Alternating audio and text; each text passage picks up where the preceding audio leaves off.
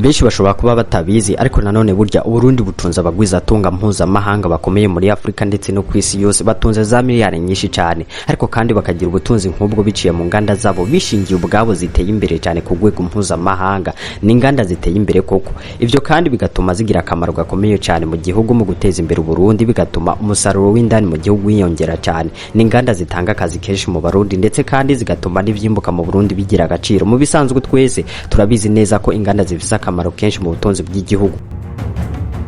Mu kiganiro cy'uyu munsi nagira munyemerere tugaruke ku nganda 10 za mbere zikomeye cyane mu Burundi ndetse kandi tugende tunamenya n'agaciro zivise ndetse nabanye nezo dakubwije ukuri biraza ko gutangaza cyane. We gusa ico usabwa no kufata isegonda rimwe ukagira subscribe kuri channel yamenya byinshi utazi jeho ico usabwa no kubwira ibyamatwi yawe atigeze yumva handi we gusa negabira ngirico mwibwirira nyuma twisange tuzi ibyo benshi batazi. Prosper ntuma mu bitabo inshuti y'inyandiko ariko nitwa ndanaguha ikaze. Ariko imbere yuko tubandanye kino kiganiro banzureke gato wumva ibi navyo nimba uri umwe mu mamiliyoni atigira canke yipfuza gutigira akoresheje 1xbet menya ko hari code promo yitwa menya 11 mu ndome nkuru itanga bonus ya 200% mutigute ugikoresha iyi code promo ya menya 11 kuri depo ya mbere baca baguha 200% ya bonus. Ehe ingene bigenda uraterjaja application ya 1xbet ucufyonda haje handitse ngo registration ucugira kandi handitse by phone gisigaye ucushiramo nimero za telefone zawe. Ikindi kiba gisigaye gikomeye cyo wandika ya code promo menya 11 mu ndome nkuru kugira ngo hituronka bonus ya 200% hama uce wemera iryo tegeko hama ucugira register. Ushaka andi makuru kuri ivyo twandikire kuri WhatsApp nimero 72 Ku mwanya wa 10 kwa runo rutonde rwacu rw'inganda 10 zikomeye cyane mu Burundi hari uruganda rukomeye cyane rwitwa Forbes rw'umugwizatunga akomeye cyane yitwa Adrien Gacika azwi ku izina rya Ziranotse n'umugwizatunga amaze kubaka inganda nyinshi cyane mu mwanya muto. Umugwizatunga Ziranotse yamenyekanye cyane hagati yo mwaka wa 2006 n'umwaka wa 2007 ico gihe yakora muri Sosomo ariko nyuma no kuvuga mu mwaka wa 2014 yaciye ashinga Itracom Holding Limited ahanini yakora ibikorwa by'ubwikorezi igakorera mu bihugu bitandukanye kagira na garage iteye imbere ku buryo byamufashije kugera ku bindi byinshi mu myaka yari imbere. Nivyahereye aho gusa kuko mu mwaka wa 2019 Ziranotse yaramaze gutera imbere ari naho yaciye ashinga Itracom Fertilizer harimo na rwa ruganda rwa Fomi ruhingura umwavu w'ikizungu kozwe cyane mu Burundi ndetse no muri Afrika yose. Fomi rero ni uruganda ruhingura umwavu w'ikizungu bagara totahaza ishwagara n'ibindi kandi bigatuma umusaruro wiyongera cyane mu gihugu. Mu mwaka wa 2019 niho leta y'u Burundi yahugo ruganda rwa Fomi uruhuja rwo gukorera ku mugaragaro ifumbire mva ruganda. Ico gihe Fomi yari ifise abakozi bagera ku 250 gusa ariko nyuma y'amezi 6 yonyene Fomi yari maze kugira abakozi bagera ku 500 kugeza mu mwaka wa 2021 Fomi yari maze kwaguka cyane imaze gutera imbere ku buryo yari maze gukwiza abakozi bagera ku 3500. Ico gihe Fomi yakora ifumbire irenga toni 500 ku munsi. Fomi rero yari kiratera imbere ku buryo butangaje. Mu mwaka nyene wa 2021 niho yaciye ihabwa uruhusha rwa ESO rwo kugurisha ifumbire hanze y'igihugu. Mu mwaka nyene w'ibihumbi 2021 Ziranotse yashinze ishami rya Itracom Fertilizer muri Tanzania mu muji wa Dodoma mu gace kanara yubakwa muri hegitari 21 yubakwa n'amadolari agera ku miliyoni 180. Uruganda rwuzuye mu mwaka wa 2022. Ubwo ruganda rwa Ziranotse rero rukaba ruhingura toni miliyoni 1 ku mwaka y'ifumbire mva ruganda rugatanga akazi kubagera ku bihumbi 3. Ziranotse kandi ari mu biganiro n'u Rwanda mu mvo zo kuba ku rundi ruganda rukomeye cyane mu Rwanda. Itracom Fertilizer ni rwo ruganda rwa mbere rukomeye cyane hano mu karere k'ibiyaga binini ndetse n'ifumbire yago akaba ari ikundwa cyane akaba ari nagwo ruganda rwaje ku mwanya wa 10 kwa runo rutonde rwacu rw'inganda 10 zikomeye cyane mu Burundi. Ariko nanone kandi izo sizo nganda zonyene Ziranotse afise kuko afise urundi ruganda rwitwa Itrapac rusanzwe ruhingura amagunira ndetse kandi rugakoramwa abakozi barenga 700. Ziranotse kandi afise banke yitwa BCAB ndetse kandi akagira na assurance yitwa Inkinzo n'ibindi bikorwa byinshi bigiye bitandukanye. Mu bisanzwe Ziranotse n'umugwizatunga akomeye cyane nubwo adakunze gushira ubutunzi bwiwe hanze ariko muri aka karere nawe aza mu bagwizatunga bakomeye cyane. Ariko nanone kandi hari umugabo yitwa Gabriel Rufyiri asanzwe arongoye ishiramwe Orcom riharanira kugwanya ibiturire. Yarabishije amaso yiwe abiri ubutunzi bwa Ziranotse niko kuca avuga ko Ziranotse wenyene arusha ubutunzi leta y'u Burundi. Ico gihe abivuga hari mu mwaka wa 2020 2023 ndetse amushira mu mugwi w'abantu batatu barusha ubutunzi leta y'u Burundi, aho yavuze ziranotse yongera avuga uwitwa Olivier Sukuru na Venera Kazohera. Kuba Gabriel Rufyiri yaravuze ko ziranotse arusha ubutunzi leta y'u Burundi ni ibintu bikomeye cyane kandi bigoye kwizera, ariko nanone kandi ni ibintu vyerekana ko ziranotse afise ubutunzi bukomeye cyane kuba bamugereranya n'igihugu. Ziranotse rero n'umugwizatunga akomeye cyane hano mu karere k'ibiyaga binini, akaba ari nawe afise uruganda ruza ku mwanya wa 10 w'inganda zikomeye cyane hano mu Burundi, nkuko twagiye tubigaruka ko uruganda rwa Fomi niko rwaje ku mwanya wa 10. Ku mwanya w'icenda rero tuhasanga uruganda rukomeye cyane rw'umugwizatunga aheruka kwitaba Imana Tribert Rujugiro ayabatwanye n'uruganda Burundi.batunze Company BTC, uruganda rukomeye cyane rwigaruriye isoko hafi ya yose ya hano muri Afrika ndetse no muri Amerika y'Epfo. N'uruganda rukora amasigareti yakonzwe cyane harimo n'iryo benshi bazi ku izina rya Supermatch n'ayandi menshi cyane.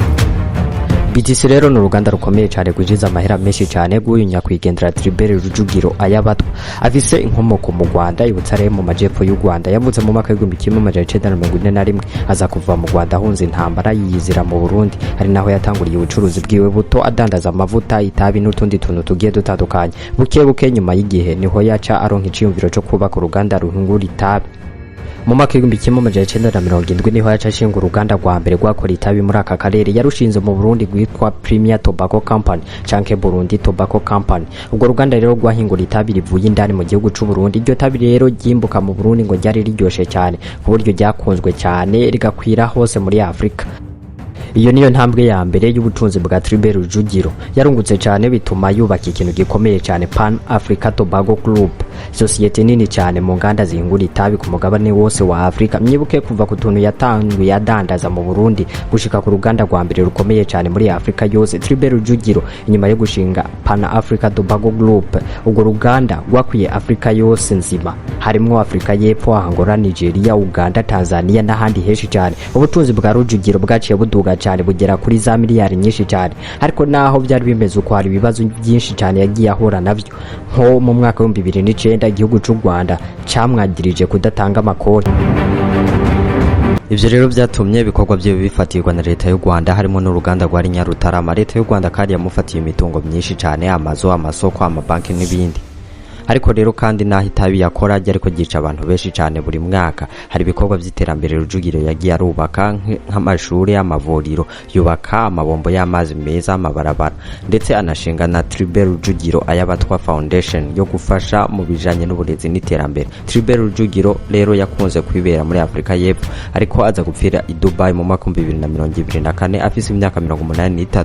Mbere yuko apfa uwo mugabo biravugwa ko yarafise ubutunzi burenga miliyari 1 y'amadolari y'amanyamerika, akaba numwe mu birabure bashinze inganda zikomeye cyane hano muri Afrika. Ariko Burundi ntiyabwibagiye nk'igihugu camubereye umugisha, ari naho havuye ubutunzi bwiwe bwose. Yasize ashinze uruganda rukomeye cyane tuza kugenda tugaruka ko kuko ruri mu myanya y'imbere. Uruganda rero rwaje ku mwanya w'icenda n'ubwo rwa Tribert Rujugiro yabatwa rwitwa Burundi.batunze Company. Tunibandaniriza ku mwanya w'8 aho duhasanga urundi ruganda rukomeye cyane rwitwa Afritextile. N'uruganda ruhingura impuzu. Afritextile kera yitwa Kotebu, ni hinguriro rihingura impuzu nk'amatisi, ibitenge n'ibindi. Ciyumviro cyo gushinga uruganda rukora impuzu mu Burundi catanguye igihe hashingwa icitwa Burutex, ryari shira hamwe rigamije guhingura impuzu zivuye mu ipampa rya hano mu Burundi, ariko ico gikorwa nticigeze kigenda neza. Burutex yaciye isambugwa n'ubusuma bwari mu iryo shira hamwe, ne kumuhinga mu bya kahise Jean Pierre Chrétien abivuga. Mu mwaka w'1972 leta y'u Burundi yaronse ingurane itagira inyungu yarivuye mu Bushinwa ingana n'imiliyoni 55 z'amayuwani, no kuvuga hafi miliyari 2 n'igice y'amarundi y'ico gihe. Haheze imyaka 2 haciye hasinywa amasezerano yo kubaka uruganda rw'impuzu Bujumbura. Ubwubatsi bw'ubwo ruganda bwatangiye mu myaka y'1976 burangira mu mwaka w'1980, ari naho hari havutse uruganda ruhingura impuzu Bujumbura Kotebu. Ariko nanone kandi ubwo ruganda ntigwarukoze intambara y'abanyagihugu. Kotebu yaciye yugara ntiyasubira gukora, ariko iza kongera gukora mu izina rya Afritextile rikomoka muri Ile Maurice. Ariko mbere yuko Kotebu yugara imiryango, rwari uruganda rukomeye cyane hano muri Afrika. Uburundi bwari bwaramenyekanye cyane ko ari bwo bukora inyuzi z'ipampa nziza cyane kurusha izindi zose zo kwisi. Nko mu marushanwa y'ubuhinga bw'impuzu yabereye i Madrid muri Espagne mu mwaka w'1982, Uburundi bwaje ku mwanya wa mbere kubera uburyo budasanzwe bw'impuzu zakozwe na Kotebu. Ivyo byatumye ironka umudari w'inzahabu. Hari kandi n'urundi ruganda abazungu bari barashinze gwahingura ipampa gwitwa Kojerko ari naryo ryafasha Kotebu. Abazungu rero bashoye imitahe myinshi cyane mu rwo ruganda kubera ko inyuzi zava mu ipampa gimbuka mu Burundi ryari ryiza cyane kurusha iryo mu bindi bihugu. Afritextile rero ni uruganda rukomeye cyane mu Burundi rukora amatisi, ibitenge n'ibindi byinshi rugashorera mu bindi bihugu bibanye. Ariko kandi naho agaciro ka runo ruganda rwa Afritextile katari ku mugaragaro, ariko ruja gutangira mu mwaka wa 2010 rwatangiranye umutahe w'imiliyoni 10 z'amadolari y'amanyamerika. Bivugwa ko rero uruganda rwa Afritextile rukoresha abakozi barenga 1400. Afritextile rero ni uruganda rukomeye cyane ruri hano mu gihugu cy'u Burundi, rukaba rufise inkomoko muri Ile Maurice, akaba ari nabwo gwaje ku mwanya w'umunani kwa runo rutonde rwacu rw'inganda 10 zikomeye cyane hano mu Burundi. Tunibandaniriza ku mwanya w'indwi aho tuhasanga urundi ruganda rukomeye cyane rwitwa Minolac canke Minoterie de Glalac. Ni rumwe mu nganda za kera kandi zigikomeye cyane. Minolac rero ni uruganda ruhingura ifarini n'ifu y'ibigori. Ni uruganda rwubatswe mu myaka y'1980 bagubaka imuramvya, ruca rutangura gukora hagati y'umwaka w'1990 hamwe no mwaka w'2000. Ico gihe rero bahingura toni hafi 10,000 ku munsi. Ubwo kandi yari ifise isoko rikomeye cyane hano mu Burundi kubera ko ari rwo ruganda rwa mbere rwahingura ifarini ndetse n'ifu y'ibigori rwonyene. Kandi Minolac yari nafise amasoko menshi hanze y'igihugu, ariko kandi byarahindutse mu kanya gato kubera ko haciye haza urundi ruganda rwitwa Azam rwo muri Tanzania. Ubwo hari mu mwaka wa 2005 n'2013. Ubwo ruganda rero rwatangiye kugira ubushobozi buruta bwa Minolac. Ico gihe kandi Minolac amasoko yayo yaciye atangura kugabanuka cyane, ariko guhera mu mwaka wa 2014 Minolac yaciye yivyukiranya kubera isoko rikomeye cyane gishira hamwe Forbes. Minolac rero icitangura gukora ifu irimwo intungamubiri, ica inaronka irindi soko rikomeye cyane ryitwa Gen. Guhera ico gihe rero Minolac yaciye igendera atera imbere cyane kubera ironsa amasoko akomeye cyane. Kugeza ubu rero Minolac iracafise uruhara rukomeye cyane mu gutanga ifu mu mashuri, mu bitaro no muri bantaho nikora. Ubwo ruganda rero bivugwa ko ari urw'abigenga, société privée burundaise, ariko ngo rukorana na kompanyi z'Abarabu ndetse n'Abahinde. Bivugwa ko rero urwo ruganda guhera mu mwaka wa 2017 rwinjiza amahera y'inyungu ari hafi y'imiliyoni 7 z'amadolari y'amanyamerika ku mwaka. Ivyo bigatuma urwo ruganda rwa Minolac ruza ku mwanya w'indwi mu nganda zikomeye cyane hano mu Burundi. Ku mwanya wa gatandatu naho tuhasanga urundi ruganda rukomeye cyane hano mu Burundi rwitwa Buseko Burundi Cement Company. Uruganda ruhingura isima rw'umugwizatunga aheruka kwitaba Imana, ari nawe natangwe ndakubwira, yitwa Tribert Rujugiro. Ayabatwa myibuke umi afise uruganda ruhingura amatabi ya Supermatch. N'umugabo yari yaragiriye umugesha mu gihugu cy'u Burundi kuva aho nzava mu Rwanda, ari nayo mpamvu mu Burundi yahubatse inganda zikomeye cyane. Uru ruganda rero rwa Buseko yagwubatse mu mwaka wa 2008, ruca rutangira gukora mu mwaka wa 2011. Rwatangiye rushora isima muri kano karere kose. Ico gihe rwakora itoni zigera ku 34,500 ku mwaka. Mu mwaka wa 2012 Buseko yakora isima ingana na toni 1,500 ku mwaka. Ico gihe rero rugishingwa bivugwa ko gwinjiza miliyoni 34 z'amadolari y'amanyamerika ku mwaka. Byumvikana neza ko agaciro k'urwo ruganda kugeza ubu kiyongereye cyane. Kugeza ubu rero urwo ruganda rwa Buseko rukaba ari uruganda rukomeye cyane hano mu Burundi, akaba ari nagwo ruganda rwaje ku mwanya wa gatandatu w'inganda zikomeye cyane hano mu Burundi. Munanyemerera kandi tunibandanirize ku mwanya wa gatanu aho dusanga uruganda rukomeye cyane rwitwa Azam rukomoka muri Tanzania, rwashinzwe mu mwaka wa 1975 n'umugabo yitwa Said Salim Bakalesa, umugwizatunga akomeye cyane muri Tanzania. Azam rero ni uruganda rwavuye kure cyane, aho binavugwa ko rwavuye mu kaburangeri gatoya cyane Salim Bakalesa yari yarubatse. Nyuma karakura kavamwe uruganda rukomeye cyane muri Afrika ruhingura ibintu byinshi bitandukanye nk'ifarini, ifu y'ibigori, imitobe myinshi cyane y'ubwoko butandukanye. Kugeza ubu rero Azam igifisa amashami menshi cyane mu bihugu bigiye bitandukanye harimo n'u Burundi. Azam rero kandi yanashoye imitahe mu bwikorezi nk'amakamyo, amato manini manini, inashora imitahe mu kubaka amasoko agiye atandukanye, ishora kandi mu bikoresho by'ubwubatsi ndetse n'uburimyi n'ubworozi. Mu Burundi ho yahageze mu mwaka wa 2010 ije guhingura ifarini, ibinyobwa nka energy drink, malt n'ibindi byinshi cyane. Nyanubwo ruganda rero rwa Azam ari we Said Salim Bakalesa afatwa nk'umwe mu bagwizatunga ba mbere muri Afrika bakomeye cyane, akaba ari nawe afise urugwo ruganda rwa Azam rukomeye cyane hano mu Burundi, ari nagwo rwaje ku mwanya wa gatanu w'inganda zikomeye cyane hano mu Burundi. Tunibandaniriza ku mwanya wa kane aho dusanga uruganda rukomeye cyane rwitwa Savonor. Savonoro rero yashinzwe mu mwaka w'1997 mu gisagara ca Bujumbura n'umugabo w'umudagi yitwa Burundi.batunze yari afise se wiwe yakora amasabune. Iryo zina rero rya Savonoro risigura savonnerie du Nord. Savonoro rero yatanguye ikora amasabune yo koga ndetse no kumesa. Mu mwaka w'1998 niho yacitangura gukora amavuta yo guteka. Kugeza ubu rero urwo ruganda ruyoborwa n'umuhungu wa Burundi.batunze yitwa Kunze, ari nawe yaciye ateza imbere cyane uru ruganda rwa Savonoro. Guhera mu mwaka 2006 iyi sosiyete yaguze amatongo y'ibigazi yubaka n'inganda zizoza ziratunganya amamesa kugira ngo akogwemwo amasabune n'ibindi byinshi bigiye bitandukanye. Mu gihe ca COVID-19 UNICEF yagiranye amasezerano na Savonoro aho iyo sosiyete yakoze isabune y'ubururu ariko iyigurisha ku giciro kiri hasi cyane. Kuva mu mwaka 2021 urwo ruganda ruvise ibice bibiri bihambaye, ico gukora ibikoresho by'isuku hamwe n'amavuta yo kurya. Savonoro kandi ifise abakozi barenga 2,000. Ibicuruzwa byabo byinshi bigacururizwa mu Burundi, muri Kongo ndetse na Tanzania.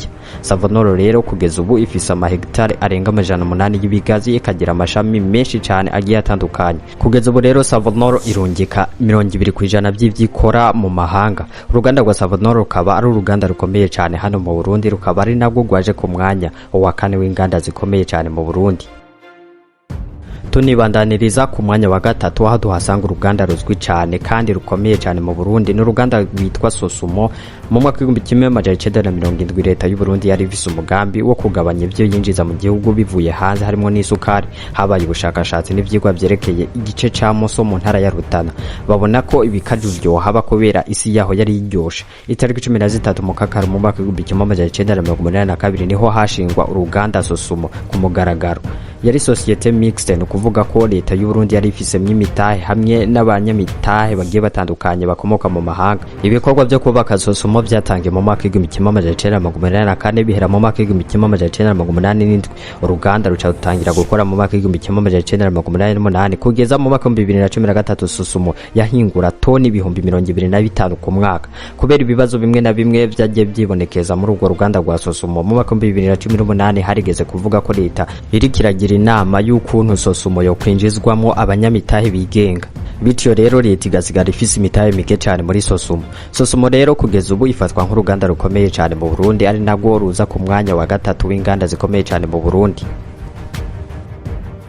Ku mwanya wa kabiri rero tuhasanga urundi ruganda rukomeye cyane rwitwa Otebe. Uru ni rwo ruganda rumaze kumenyekana cyane ku isi yose bivanye n'uburyohe bw'icayi Otebe ihingura. Mu bisanzwe uruganda rwa Otebe rwashinzwe mu mwaka w'1971, ariko dusubiye inyuma gato uburimyi bw'icayi bwari bwaramaze gushika mu Burundi buzanywe n'abakoroni b'Ababirigi.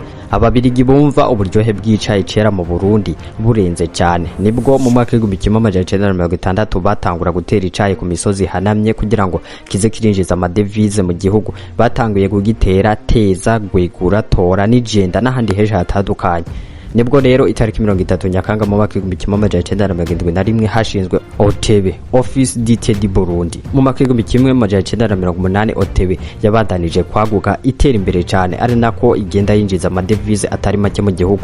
Kugeza ubu rero icayi conyene gishobora kwinjiza amadevize agera ku miliyoni zigera ku 10 z'amadolari y'amanyamerika ku mwaka umwe wonyene. Icayi cy'u Burundi rero ngo gikunze gushorerwa mu Bwongereza, muri Pakistan, Ubuhinde, Maroc, Tunisia, Ubufaransa n'ibindi bihugu byo mu Burayi.